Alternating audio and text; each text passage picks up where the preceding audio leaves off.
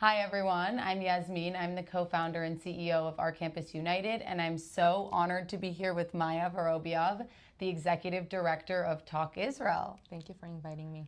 Thank you for being here with me. So I'm really excited to learn more about you, what Talk Israel does, and all your work in the space. Can you start by telling me a little about yourself, your story, and what experiences led you to Talk Israel? For sure. I was born in Israel, as you can hear, and my family immigrated from the former Soviet Union in the 90s, so I was the only person in the family to be born in Israel. And I grew up in a very different space, I would say. It was a very secular situation. You know, we never even light Shabbat candles or did Shabbat dinner, because back then in the former Soviet Union, my family was not allowed to even practice their Judaism. Wow. So they moved to Israel from a very Zionist perspective and ideology, but I grew up in a very different space. I grew up in Ramle, it's a mixed city. My best friends were Arabs. I had very specific, even political views when I was living in Israel. I was a dancer. I was a gymnast for a long time, and then I was supposed to join the army, and I thought I'm going to be a dancer, but I ended up being a producer for the IDF bands. Oh. And I was also responsible for delegations who went abroad to raise money for lone soldiers. This is the first time where I was exposed to the Jewish communities outside of Israel and to how important it is to strengthen the connection between Israel and these Jewish communities. Well, first of all, what an inspiring story. And I love the fact that you had such urgency to really be on the front line. And now here you are on the front line of the war that is being fought in hearts and minds and on social media and across media more broadly. I would love to hear a little bit more about the specific mission of Talk Israel and what exactly your goals are as an organization, and then we can jump into all the other fun things. Amazing.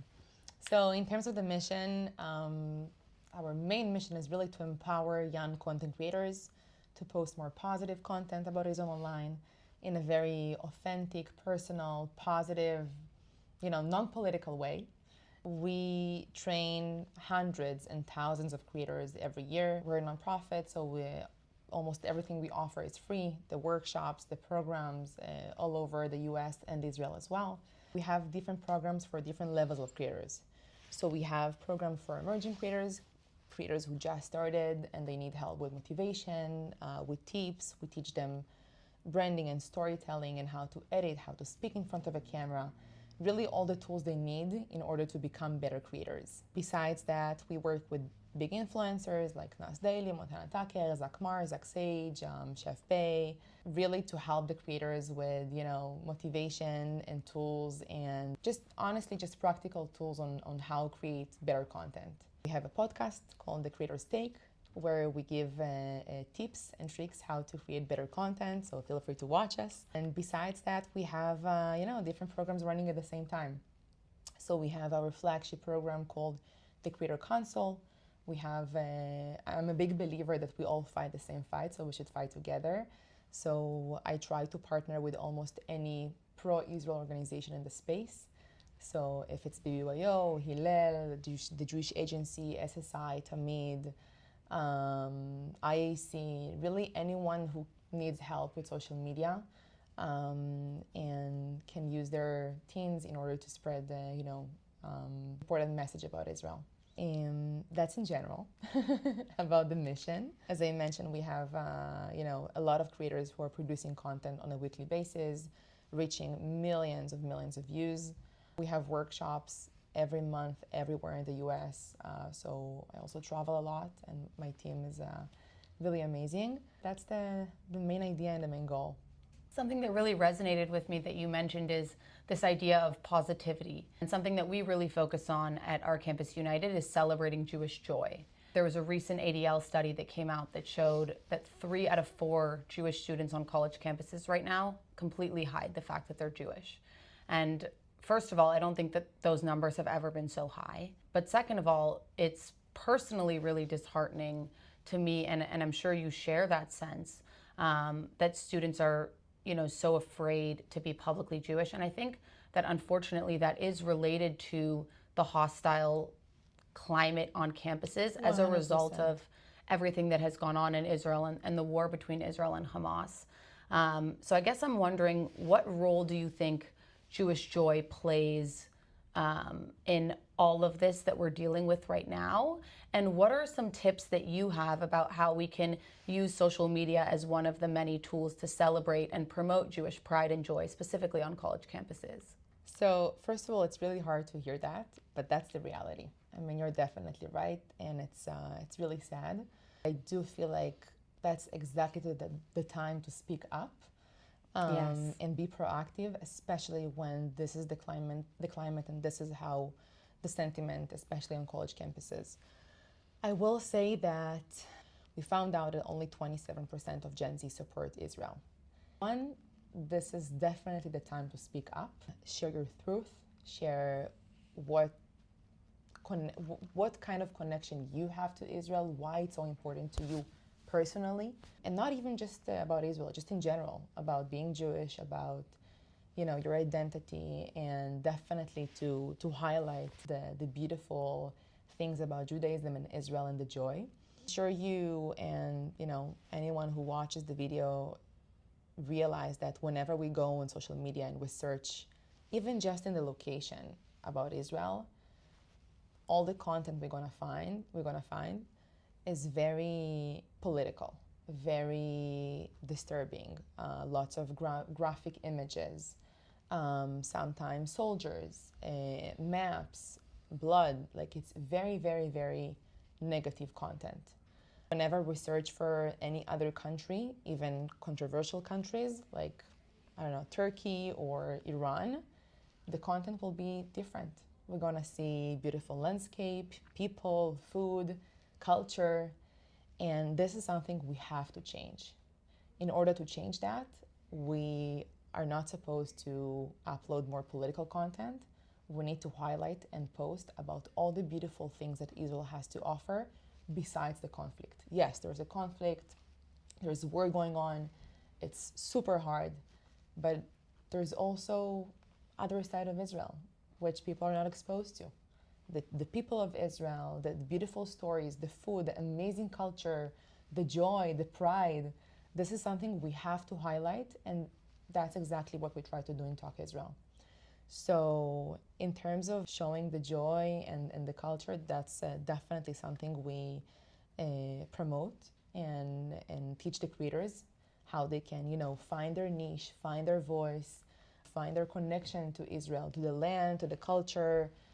Sometimes they travel to different internships during the summer. So really to show that, if you're going to the office and you stop for coffee because, let's be honest, it's the best coffee, just post about it. If you're going to the beach after work, after the internship, post about the beach. Most of the people in the world, they have no idea that this is what's going on. In the last research we did, we posted a video of one of our amazing creators. She compared the restaurants and coffee shops in Tel Aviv to the ones in New York, which for us, it sounds obvious and fun and nice. The comments were unbelievable. People have no idea that you're allowed to go with a tank top in Tel Aviv, that there's no camels in the street. Things that for us sound like Crazy. for real. You guys, it's 2025. So this is something we have to highlight and show more, these voices, because otherwise it's not gonna work. People keep asking me about propaganda and about hasbara, advocacy, why Israel's PR doesn't work. At the end of the day, we talk about facts and logic, and their side talks about emotions and about values. This is something we really have to work on, because at the end of the day, people, and especially Gen Z, and especially the young generation, they connect to emotions. They connect to what makes them feel more comfortable, how they can relate to someone. Okay, always think about this 18-year-old kid from Arizona who's scrolling through their TikTok and coming across some disturbing video about Israel or some, I don't know, fact, political facts, most likely they're not going to stop and watch it. But if they will see someone like you who is pretty, beautiful, intelligent, nice, runs a foundation, lives her super interesting life, most likely they're going to stop and watch it because they can relate to that. It's interesting. They want to learn more about the personality, about the person behind the screen. And this is something we try to show more. I really appreciate the focus on all the positive aspects. And to me, a big thing that I try to focus on both in my content and in conversations, and specifically conversations with students that are navigating these issues, is that Israel's the only democracy in the Middle East. So when you say that, people are shocked that you can wear a tank top, women have rights in Israel, LGBTQ community has rights, and I know the Pride Parade in Israel is one of the funnest events that I've ever been to personally. And it's actually the biggest pride in the Middle East. Yeah, it is. Even in terms of numbers, it's insane. And one of the biggest in the world. Yeah. So I wonder more specifically, what are some of these points about Israel that you find effective in these conversations to highlight, whether those are democratic values or cultural things? I also loved what you mentioned about how, you grew up in a mixed neighborhood where your best friends were Arabs. And I think that really speaks to this myth that Israel is an apartheid state, which is absolutely not true. So I'd love to just hear more specifics, your thoughts there. So to be honest, really highlighting personal experiences, this is something that works the best. Because any manufactured content or something that feels too political or too polished or too, very strict and organized, usually people tend not to listen to it.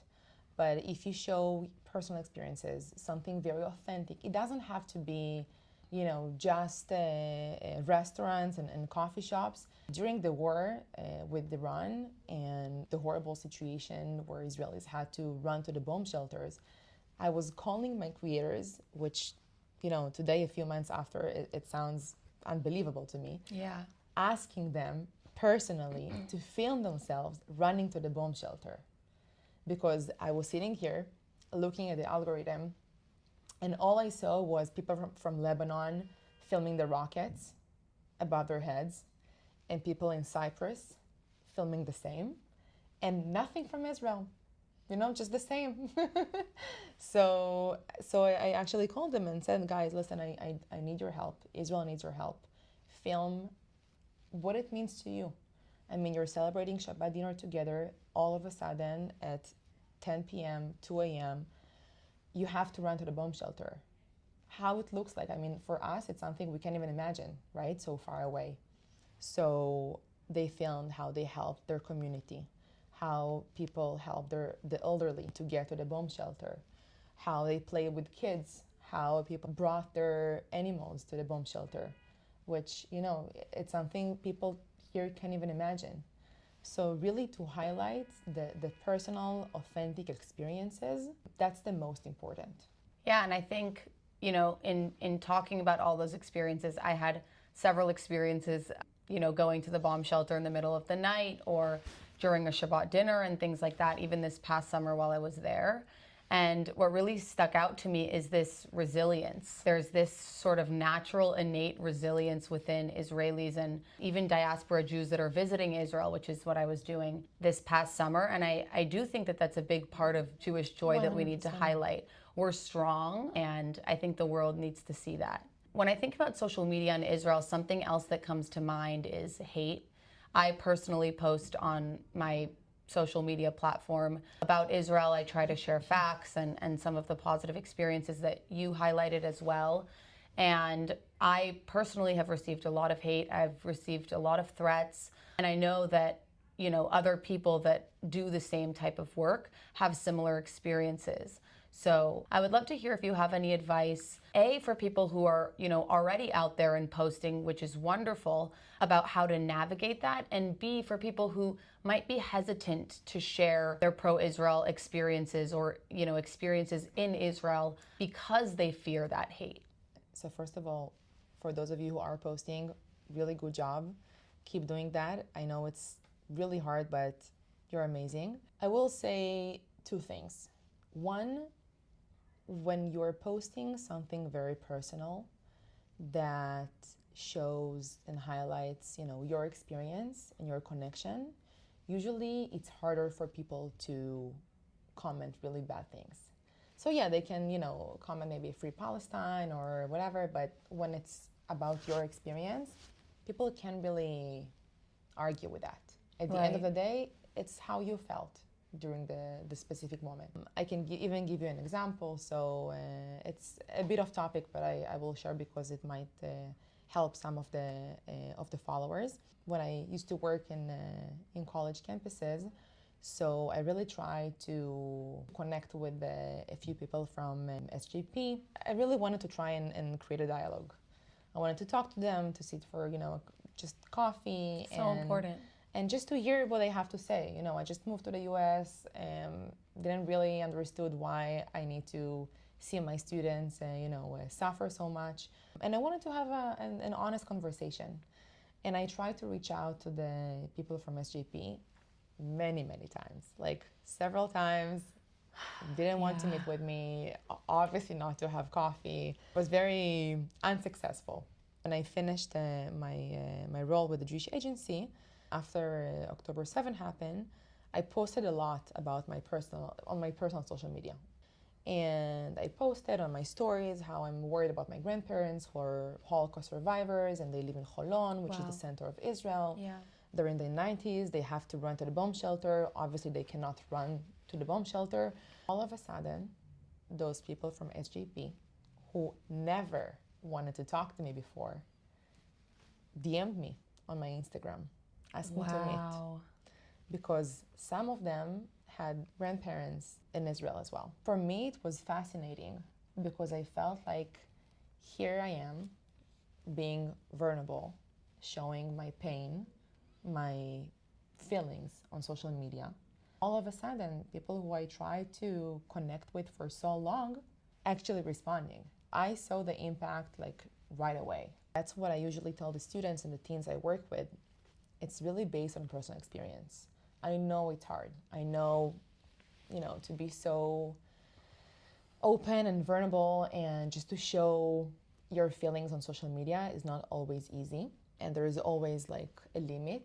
And for each person, there's different boundaries, which is definitely okay. But once you're being authentic and true to yourself, it makes it easier. In terms of navigating, hate and just negative comments online, one, we have to remember that, most of them, I don't want to say all of them, but most of them are bots. Now, that's true. This is based on research that Microsoft did a year ago. It's not like I woke up in the morning and, I came up with that idea. Yeah, we came up with this idea. And this is something we have to remember. Iran pays a lot of money for different organizations to spread fear and misconceptions about Israel. It's really hard, but it's also kind of nice to know that, some of them and a lot of them are not real people. And the hate I see when I scroll through, big accounts or media accounts, media outlets, these are not real people. It helps me personally to remember that sometimes. Now, for the real people who are, all of a sudden decided to go on social media and share some blessings to me and my family, I really try to not take it personally. I try to remember that at the end of the day, they care about a specific cause, which it's great that they care about it. If I feel like there's a potential or an opportunity to have a dialogue, then sometimes I try to have this dialogue, but usually in most of the cases, people don't want to have nothing even close to dialogue. They just want to, do whatever they want, rather hate on social media, and that's it. And I will say that in this case, it just doesn't worth the energy, to be honest. We will keep posting positive, authentic, beautiful content for people who, most of the people who have no idea what's going on in Israel. And that's the majority. That's the 80% who, obviously are not going online and saying how much they love Israel because they don't know. But they also not hate Israel because they don't know. Right. That will be my advice, to really focus on the natural 80% who have no idea what's going on and they just want to learn and be exposed to fun, authentic, nice, interactive content, and that's it. When it comes to hate speech or really bad comments, so please report it. I know it can be annoying sometimes, so you have to be proactive on both ways. Right. Thank you for sharing all of those thoughts and tips. It's all really important. And I think on the note of sort of Jewish positivity and Jewish joy, there's one anecdote that comes to my mind, which is after I testified to Congress, I testified alongside 8 other students. And we all talked about how we were really scared to open our phones. The testimony was public and it had already been, widely shared on social media, and there were so many people streaming it and watching it live, and we were really scared to, open our phones and see the hate that was coming our way. And when I finally did open my phone that night, there was some of that hate, and that was hard, but there was a lot more love. There were people from over a dozen different countries in a dozen different languages messaging me, Jewish and non-Jewish, to thank me for standing up. And I think that's something that our community, especially people who are thinking about speaking out and publicly advocating for Israel and telling their stories, should remember is that while there is a lot of hate, there's so much more positivity. There's so much more community. The fact that I get to sit here with someone like you, who's such a trailblazer in all of this work, is such an honor to me. And if I, wasn't in this space and doing this work, I probably wouldn't have this wonderful opportunity. So I encourage everyone listening to also think about the fact that you will gain a community and sort of become a part of this family almost of people around the world who are fighting for Israel. And that's the most important. It is, and it's such a beautiful thing, and it really does outweigh the hate.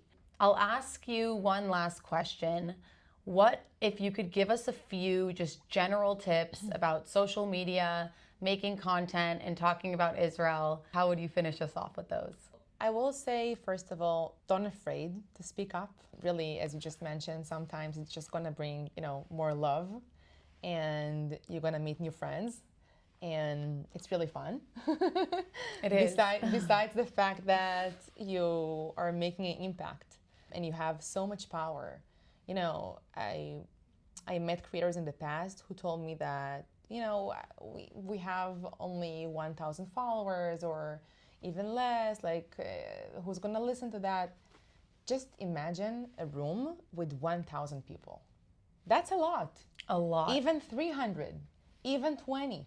I mean, the fact that you have so much power in your hands and you can change maybe someone's minds and thoughts about Israel, or just about you, about the Jewish community, about the world, that's very big. This is something I wish people remember because, it's a lot. At the end of the day, everyone is using social media today, so it's something we need to remember. Besides that, I will say that authenticity is something that's very important when it comes to social media. Be authentic to yourself. Don't try to be someone else. There are so many creators in the space, but there's really room for so many new creators. So really try to find your niche. Try to understand what's your interest, what is meaningful to you personally, what is important to you. It doesn't have to be, super serious. It can be funny or fashion or sports or really anything that you care about, and you'll be surprised how many other people care about the same thing. And by the way, you can talk about Israel in addition. It doesn't have to be your main niche or main focus. You can talk about fashion and talk about Israeli designers. You can talk about fashion and talk about Israeli street fashion. There's so many, options to support you and your brand. And Israel doesn't have to be in your face. It can definitely be something else that you're doing alongside with building your brand. I will say consistency. And consistency is a key.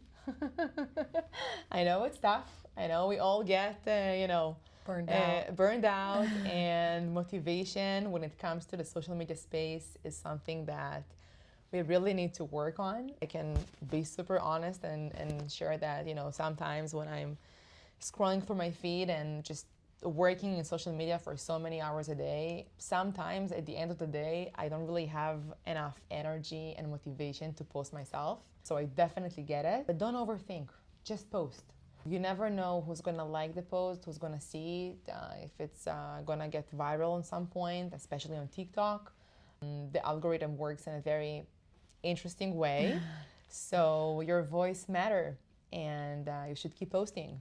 And obviously, we are here for you, for anything you need. If you have any questions regarding your brand, your niche, social media in general, we have free programs and we would love to help. Thank you so much, Maya. This was such a fascinating and really informative conversation. I'm honored to have you. And yeah, this was great. And thanks everyone for listening. Thank you. Thank you for inviting me, and good luck, and give me a hug.